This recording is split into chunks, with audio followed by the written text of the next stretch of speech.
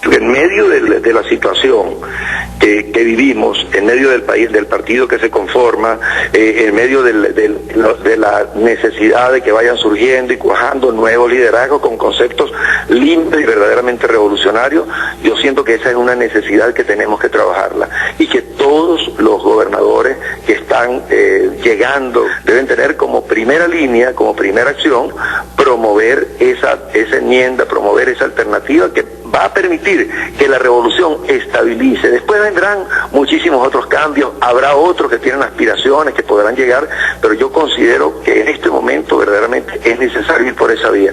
Entrarán en pánico, pero es necesario realmente para el país, es necesario para el proceso que vivimos.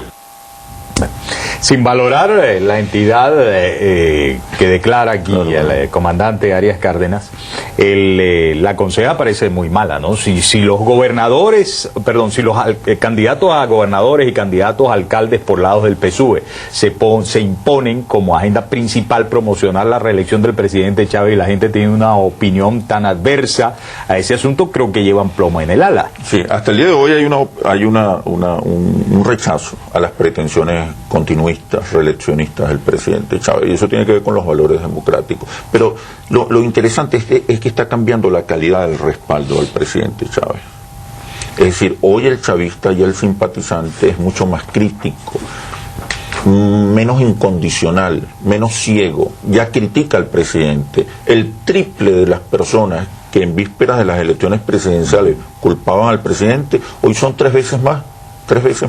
El 30% de las personas hoy responsabilizan directamente al presidente por la falta de soluciones, por el agravamiento de los problemas. Y eso significa que hay cambios en la percepción del liderazgo del presidente Chávez y rupturas importantes. En la siguiente pregunta del estudio que facilita Oscar Schemmel para el conocimiento de la opinión pública, creo que se patenta un poco este asunto, ¿no?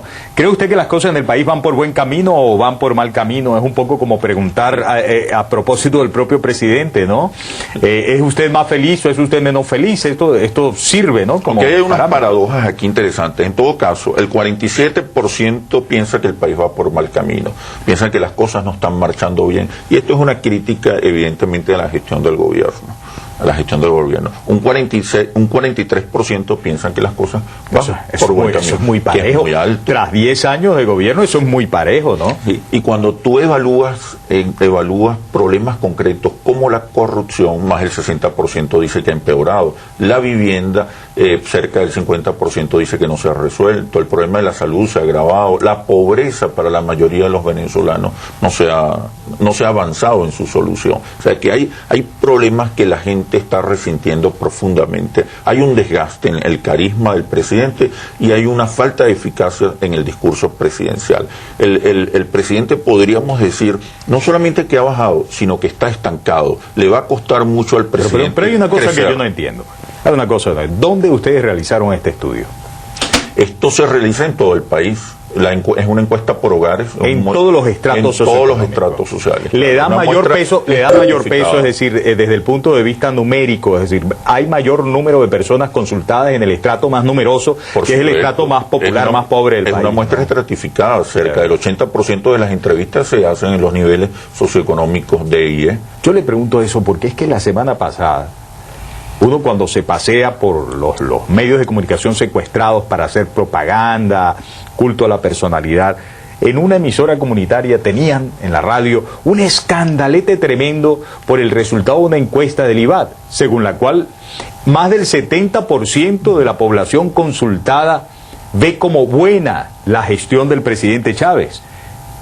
Y yo que sabía que estábamos preparando todas las invitaciones para esta semana, y bueno, traigan a Schemmel para que nos explique la cosa y tal, me preguntaba pero bueno, una de dos, o la gente de IVAD o la gente de Interlaces está mintiendo, claro, o hay un punto de conjunción entre esas dos formas de ver.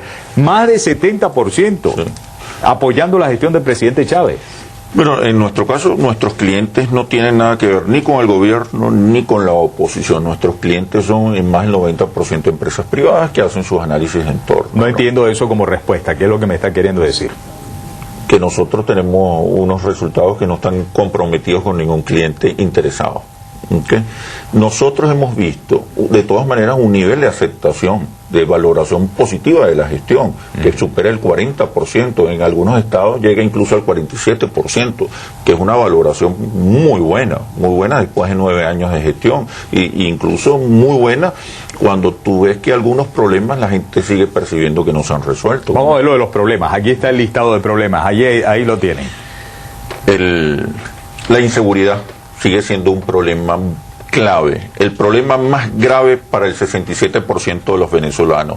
Luego sigue el desabastecimiento, el desempleo, la salud, la inflación, el alto costo de la vida y la corrupción. Ese, digamos, que sería el menú de problemas más graves que están resintiendo los venezolanos. Sobre los cuales, decía usted, ya hay señalamientos directos de responsabilidad al presidente. Hoy el 30% de los venezolanos culpa directamente al presidente por la falta de soluciones y el agravamiento de estos problemas. Pero de esos problemas, ¿cuál es el que más termina cayéndole como agua fría en responsabilidad directa al presidente Chávez? Usted me dice que la corrupción, que conjuga un 10% de las preocupaciones de la gente consultada, ¿no?